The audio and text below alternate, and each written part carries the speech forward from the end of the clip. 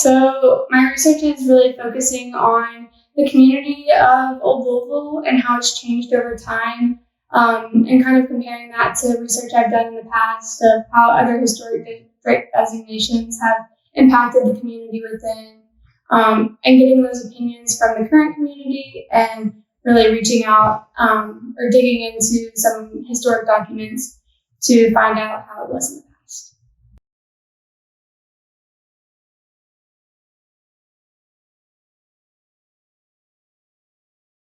Whenever I was in school at the University of Kentucky, I started taking historic preservation classes, which kind of guided my capstone research project into the way a community develops after historic preservation designation. And I focused a lot of that research in over the Rhine area of Cincinnati. That area is a very different story than the one here in Louisville. A lot of degradation of those buildings and a lot of changing of hands of who calls the community theirs and feels like they have ownership of the space. Whereas in Louisville, it's kind of, from what I've found so far, a very different story. It's kind of, since the area was designated in 1974, it's been mostly preserved beyond the few areas that kind of were destroyed before and redeveloped. At this point, those areas those buildings are also considered historic, and we get to enjoy their beauty, and they're still preserved as well. So I'm digging into how the community feels about their neighborhood by doing a little bit of surveying and finding out how they feel that the preservation district impacts the community, and if they feel that having the architecture around really promotes the culture that is sustained within, and if they feel any connection to the history within. So these are some old newspaper clippings by Melville O'Brien, and a lot of them go into Old Louisville. They're generally, I believe they're Louisville Courier, the Louisville Times articles, and a lot of them focus on Old Louisville and the surrounding areas. So it is really giving me insight into how that community existed prior to its designation, and even further back to kind of understand how it has changed over time. I mean, I think it's very important that the community gets to express their opinions on the historic district. It's really something a lot of people are passionate about, and it's something I'm interested to find out what the opinions are of people living within, what drew them to the area, and allowing them to tell their stories of why they're here, why they've stayed so long if they've been here a while, and what really just keeps them around. So.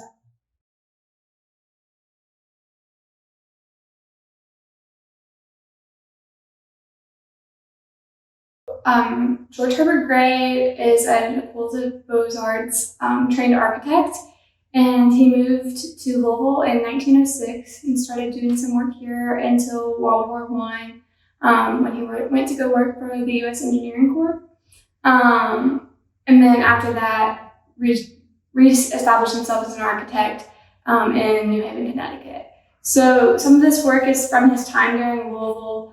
And I've gotten to go through a lot of it's his own residence here, a couple of other residences, and a church, parish house from on down on 4th Street. So he obviously does a lot of really intricate, detailed work with that École des Beaux-Arts training.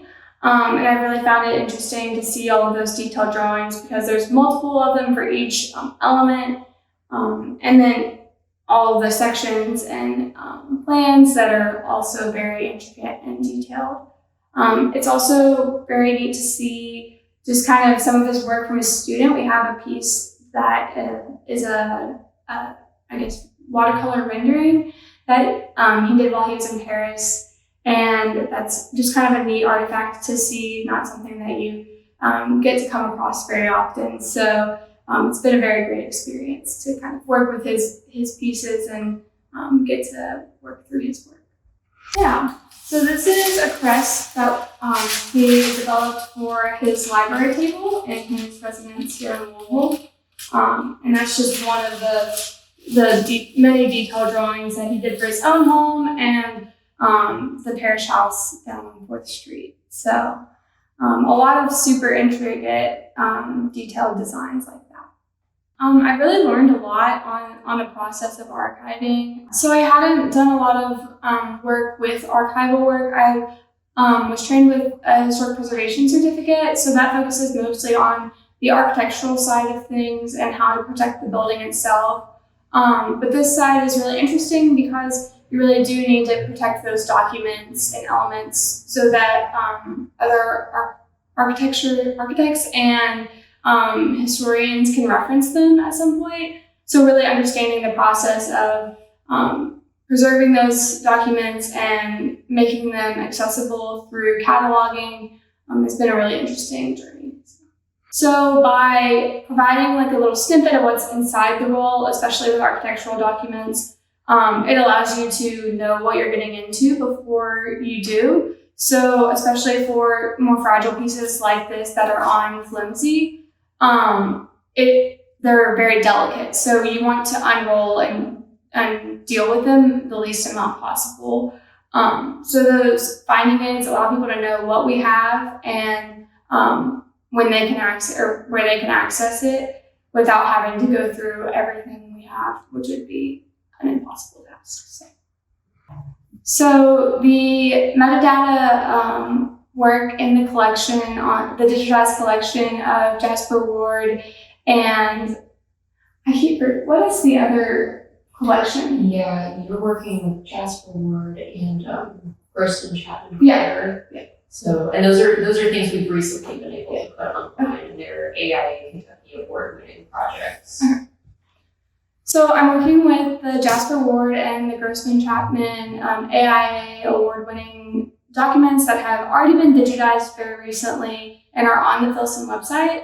But I'm providing a more detailed description of what the documents are and what they withhold so that people who are outside of the architectural industry can kind of get an understanding with what they're looking at and just kind of have a little bit more in-depth of knowledge of what the document is.